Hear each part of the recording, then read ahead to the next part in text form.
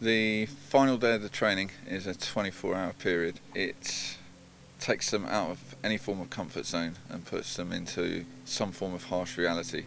We do it within a made-up scenario, although the scenario is based on real events in multiple different environments. We start with a mines and improvised explosive device awareness session, which allows them to find themselves in a difficult position, evaluate where they are, make either an individual or a group news team decision as to what they're going to do about the predicament they're in, find their way out of that minefield to a safe place, and then reconfigure the timings and for their deadlines and everything else that they're doing. As I said earlier on, the locals will normally tell you where the mined areas are, or the likely mined areas are, and what they'll tend to do is mark it in their own regional system.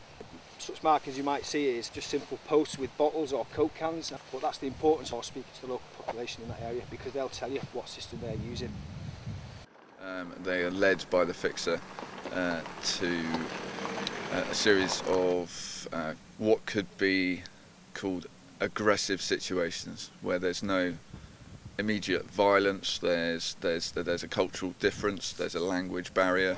They have to negotiate their safe passage with the authorities, whether that be the police, the army, or insurgents who are blocking their path. I'll let you through this checkpoint. You do not come back this way. They're led towards a location where there's a military roadblock, which gives a new connotation on aggression and negotiation. And then there's the immediate violent threat to individual life through improvised explosive devices. One of these devices actually goes off as the students are negotiating safe passage.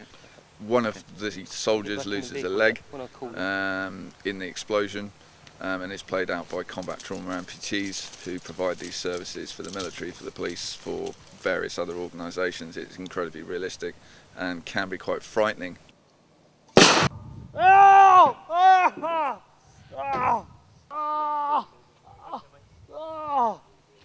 That then allows the students to make ethical and news considered choices, as it were. Do they help the person?